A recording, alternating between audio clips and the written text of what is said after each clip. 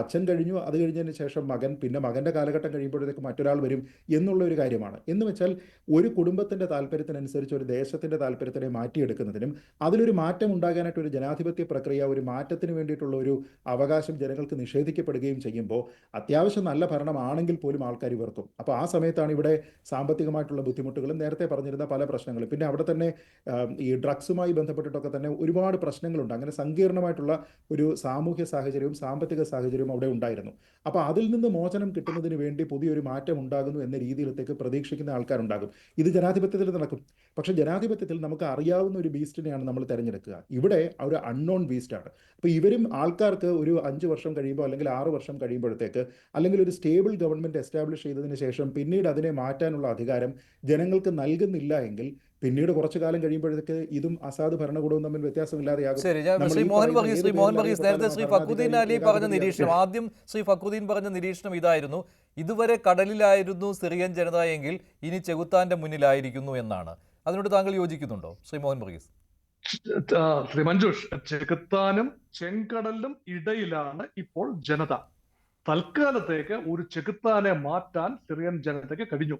കാര്യമായ പ്രതിഷേധങ്ങൾ ഇല്ലാതെ തന്നെ, കാര്യമായ പോരാട്ടങ്ങൾ ഇല്ലാതെ തന്നെ HTSന് അധികാരം പിടിച്ചെടുക്കാൻ സാധിച്ചു. പക്ഷേ ഇനി വരാൻ പോകുന്നത് മുങ്ങിത്താഴുന്ന അലകടലിലേക്കാണോ സിറിയ പതിക്കാൻ പോകുന്നത്? അവിടെ ആഭ്യന്തരമായ മാറ്റങ്ങൾ പ്രതീക്ഷിക്കാം. തീർച്ചയായും ഞാൻ അംഗീകരിക്കുന്നു, മറ്റ് പാനലിസ്റ്റുകളുടെ അഭിപ്രായത്തിൽ പറഞ്ഞ കാര്യങ്ങളാണ്. മറ്റ് രാജ്യങ്ങൾ, അത് അമേരിക്കയുടെയോ യൂറോപ്യൻ രാജ്യങ്ങളുടെയോ മറ്റ് രാജ്യങ്ങളുടെയോ താല്പര്യങ്ങൾക്ക് എതിരായി പുതിയ കൊയലീഷൻ ഭരണകൂടം പ്രവർത്തിക്കാത്തടത്തോളം കാലം അവരെല്ലാം ഹാപ്പി.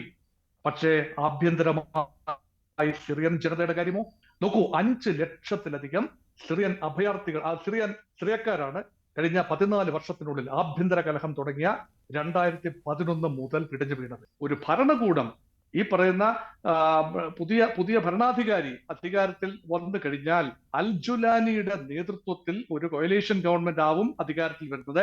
ആ കൊയലീഷനിൽ ആരൊക്കെയാണ് വരുന്നത്? പക്ഷെ ഒരു രജതരേഖ എന്ന് പറയുന്നത് ദോഹ കേന്ദ്രീകരിച്ച് ഇറാനും ടർക്കിയും റഷ്യയും ചേർന്ന് കൂടിയാലോചനകളിലാണ്. അത് ഒരു ചേരാത്ത സഖ്യമാണ്. ടർക്കിയുടെ കൺട്രോളിലുള്ള ഒരു കക്ഷിയാണ് ഇപ്പൊ ജയിച്ചു നിൽക്കുന്നത്.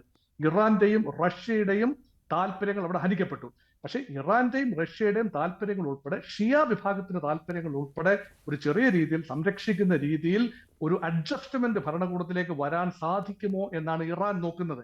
അത് സാധിച്ചില്ലെങ്കിൽ മറ്റൊരു രീതിയിൽ അവിടെ വിപ്ലവം പൊട്ടിപ്പുറപ്പെടാം. ആദ്യം വിപ്ലവം വരാൻ പോകുന്നത് കുർദ് മേഖലയിലായിരിക്കും.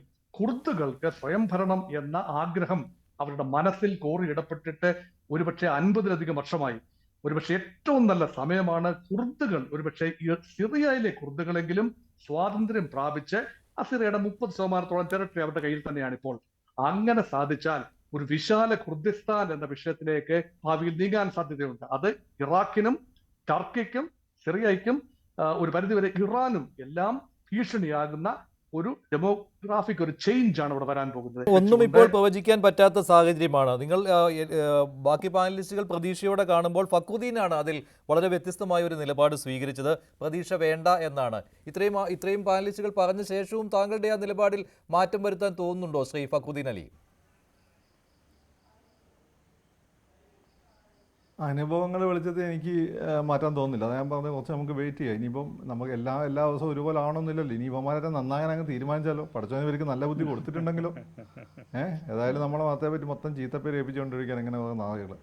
അപ്പോൾ ഇനി പഠിച്ചവൻ എന്താ ഇനി ഓക്കെ ഇവന് നല്ല ബുദ്ധി കൊടുത്തേക്കാൻ തോന്നി നന്നാൻ തീരുമാനിച്ചാൽ എന്താ നമുക്ക് അറിയാൻ പറ്റും. എന്തായാലും സോഫ എനിക്ക് ഇവന്മാരെ ഒരു വിശ്വാസമല്ല. കാരണം എന്താ വെച്ചാൽ അമേരിക്ക ഉണ്ടായിരുന്നതുകൊണ്ട് ഇസ്രായേലും ഉണ്ടായിരുന്നതുകൊണ്ടൊക്കെ ഇവന്മാരവിടെയൊക്കെ അത് പിടിച്ചിട്ടുണ്ട്. റഷ്യ അവിടെ കുടുങ്ങിപ്പോയി, ഇറാൻ അപ്പുറത്ത് കുടുങ്ങിപ്പോയി. കാര്യങ്ങളൊക്കെ ശരിയാണ്. അതിനിടയ്ക്ക് അവിടുത്തെ വർഗീയത കളിച്ചു. അതിനിടയ്ക്ക് ഇവന്മാർക്ക് അത് പിടിച്ചു എന്നുള്ളത് ശരിയാണ്.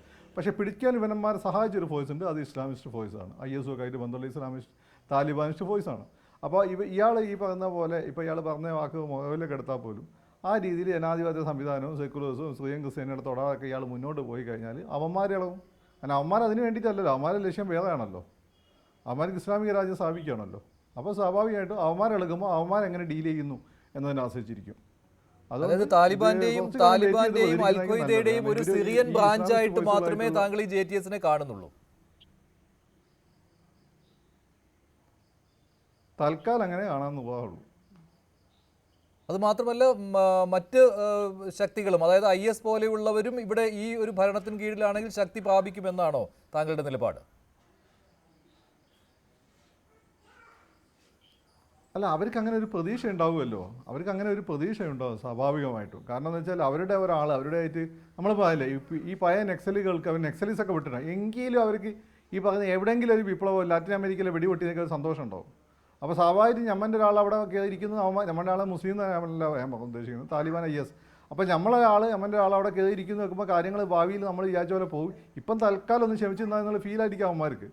അതല്ല എന്നൊക്കെ കാലം തെളിയിക്കേണ്ടതാണ്. അതുവരെ ഞാൻ ഇവന്മാരെ വിശ്വസിക്കില്ല. ഇറാനിലൊക്കെ നമ്മൾ കണ്ടിട്ടുള്ള ഒരു എക്സാമ്പിൾ അതാണ്. ഈ ഹമാസിൻ്റെ എക്സാമ്പിൾ അതാണ്. ഇതെല്ലാം അങ്ങനെ തന്നെയാണ്. ശരി, ശ്രീ PJ വിൻസെന്റ്, ഫക്രുദ്ദീൻ ഇപ്പോഴും അക്കാര്യത്തിൽ ശുഭാപ്തി വിശ്വാസം പ്രകടിപ്പിക്കുന്നില്ല. അത് മുൻ അനുഭവങ്ങളുടെ വെളിച്ചത്തിലാണ്.